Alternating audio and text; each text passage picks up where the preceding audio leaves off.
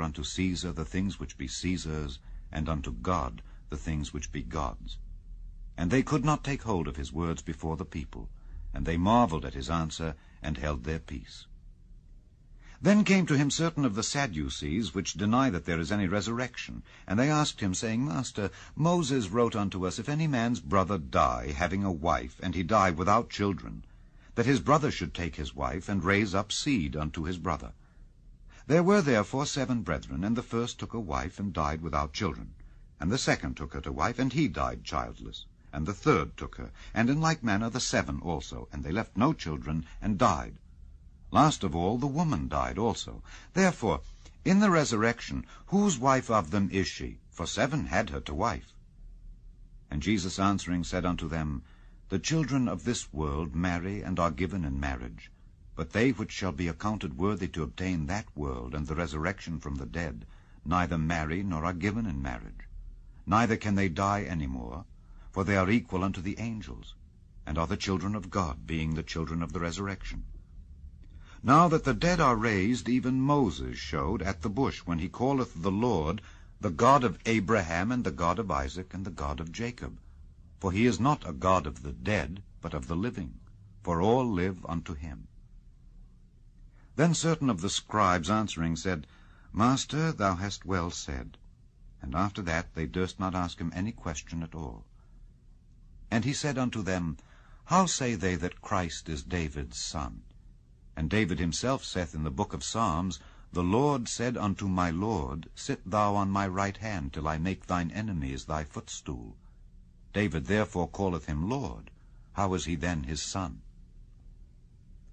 Then in the audience of all the people he said unto his disciples, Beware of the scribes, which desire to walk in long robes, and love greetings in the markets, and the highest seats in the synagogues, and the chief rooms at feasts, which devour widows' houses, and for a show make long prayers. The same shall receive greater damnation. Chapter 21. And he looked up and saw the rich men casting their gifts into the treasury. And he saw also a certain poor widow casting in thither 2 mites. And he said, Of a truth I say unto you, that this poor widow hath cast in more than they all. For all these have of their abundance cast in unto the offerings of God, but she of her penury hath cast in all the living that she had. And as some spake of the temple, how it was adorned with goodly stones and gifts, he said, As for these things which ye behold, the days will come in the which there shall not be left one stone upon another that shall not be thrown down. And they asked him, saying, Master, but when shall these things be? And what sign will there be when these things shall come to pass? And he said, Take heed that ye be not deceived. For many shall come in my name, saying, I am Christ, and the time draweth near. Go ye not therefore after them. But when ye shall hear of wars and commotions, be not terrified, for these things must first come to pass, but the end is not by and by. Then said he unto them, Nation shall rise against nation, and kingdom against kingdom. And great earthquakes shall be in divers places, and famines, and pestilences, and fearful sights, and great signs shall there be from heaven. But before all these, they shall lay their hands on you, and persecute you, delivering you up to the synagogues, and into prisons, being brought before kings and rulers for my name's sake. And it shall turn to you for a testimony. Settle it therefore in your hearts, not to meditate before what ye shall answer. For I will give you a mouth and wisdom, which all your adversaries shall not be able to gainsay nor resist. And ye shall be betrayed both by parents and brethren, and kinsfolks and friends, and some of you shall they cause to be put to death, and ye shall be hated of all men for my name's sake. But there shall not an hair of your head perish. In your patience possess ye your souls. And when ye shall see Jerusalem compassed with armies, then know that the desolation thereof is nigh. Then let them which are in Judea flee to the mountains, and let them which are in the midst of it depart out, and let not them that are in the countries enter thereinto. For these be the days of vengeance, that all things which are written may be fulfilled. But woe unto them that are with child, and to them that give suck in those days. For there shall be great distress in the land, and wrath upon this people. And they shall fall by the edge of the sword, and shall be led away captive into all nations. And Jerusalem shall be trodden down of the Gentiles, until the times of the Gentiles be fulfilled. And there shall be signs in the sun, and in the moon, and in the stars, and upon the earth distress of nations with perplexity, the sea and the waves roaring, men's hearts failing them for fear, and for looking after those things which are coming on the earth. For the powers of heaven shall be shaken. And then shall they see the Son of Man coming in a cloud with power and great glory. And when these things begin to come to pass, then look up and lift up your heads, for your redemption draweth nigh. And he spake to them a parable. Behold the fig tree and all the trees. When they now shoot forth, ye see and know of your own selves that summer is now nigh at hand.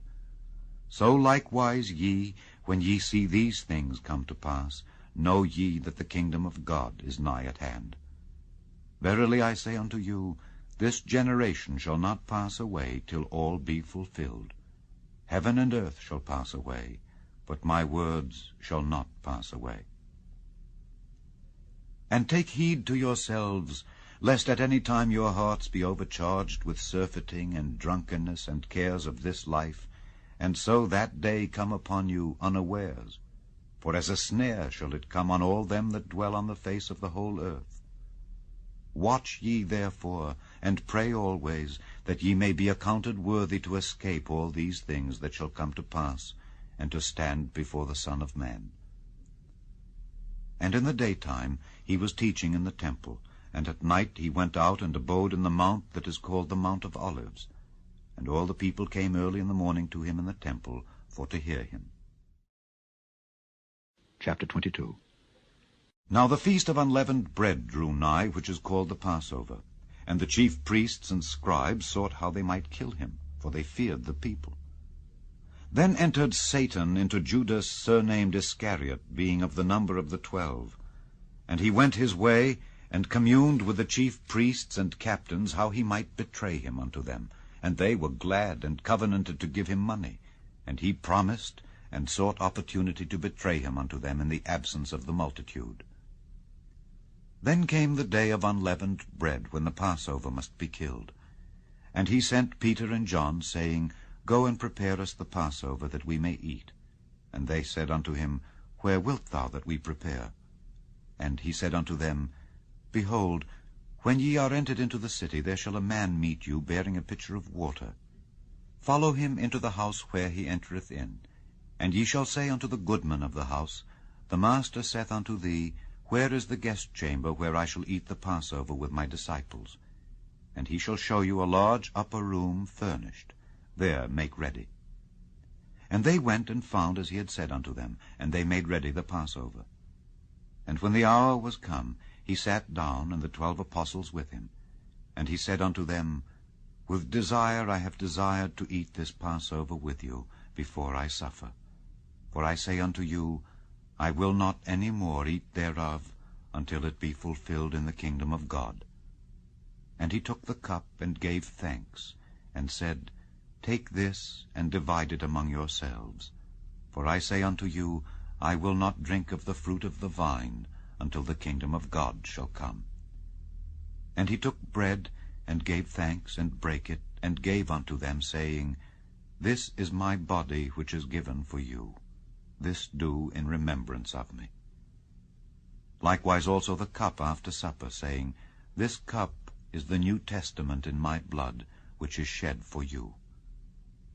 But behold, the hand of him that betrayeth me is with me on the table.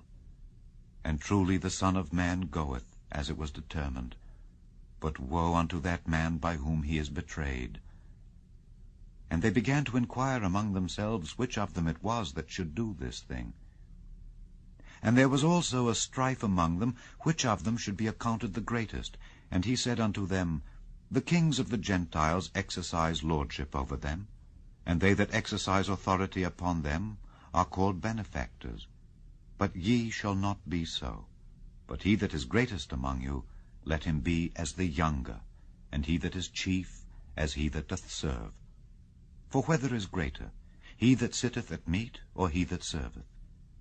Is not he that sitteth at meat? But I am among you as he that serveth. Ye are they which have continued with me in my temptations, and I appoint unto you a kingdom, as my Father hath appointed unto me, that ye may eat and drink at my table in my kingdom, and sit on thrones, judging the 12 tribes of Israel. And the Lord said, Simon, Simon, behold, Satan hath desired to have you, that he may sift you as wheat. But I have prayed for thee, that thy faith fail not, and when thou art converted, strengthen thy brethren. And he said unto him, Lord, I am ready to go with thee both into prison and to death. And he said, I tell thee, Peter, the cock shall not crow this day, before that thou shalt thrice deny that thou knowest me. And he said unto them, When I sent you without purse and scrip and shoes, lacked ye anything? And they said, Nothing. Then said he unto them, But now he that hath a purse, let him take it, and likewise his scrip. And he that hath no sword, let him sell his garment, and buy one. For I say unto you, that this that is written must yet be accomplished in me. And he was reckoned among the transgressors. For the things concerning me have an end.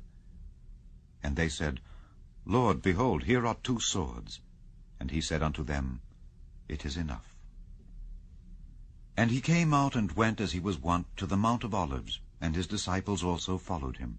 And when he was at the place, he said unto them, Pray that ye enter not into temptation. And he was withdrawn from them about a stone's cast, and kneeled down and prayed, saying, Father, if thou be willing, remove this cup from me. Nevertheless, not my will, but thine be done. And there appeared an angel unto him from heaven, strengthening him. And being in an agony, he prayed more earnestly, and his sweat was as it were great drops of blood falling down to the ground. And when he rose up from prayer, and was come to his disciples, he found them sleeping for sorrow, and said unto them, Why sleep ye? Rise and pray, lest ye enter into temptation.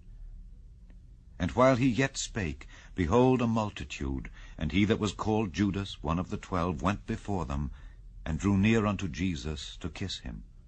But Jesus said unto him, Judas, betrayest thou the Son of Man with a kiss?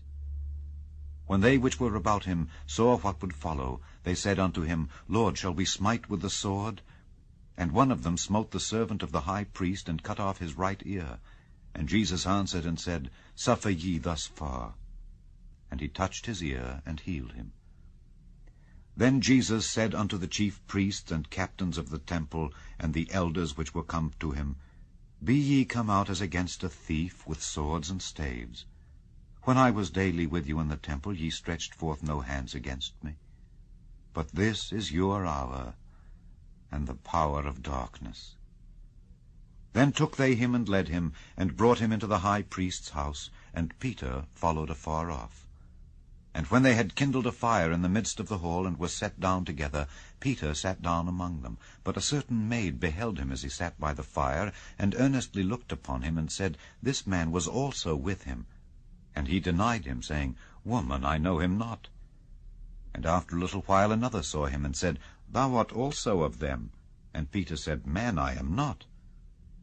And about the space of 1 hour after, another confidently affirmed, saying, Of a truth, this fellow also was with him, for he is a Galilean. And Peter said, Man, I know not what thou sayest.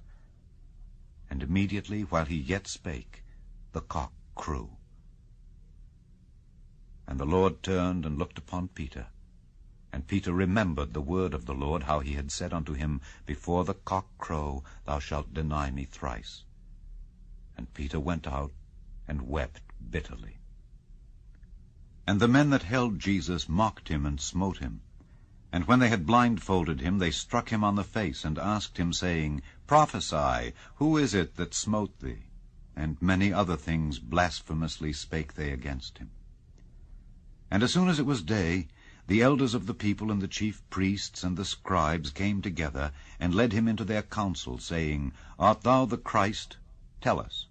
And he said unto them, If I tell you, ye will not believe.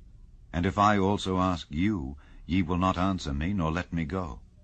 Hereafter shall the Son of Man sit on the right hand of the power of God. Then said they all, Art thou then the Son of God? And he said unto them, Ye say that I am.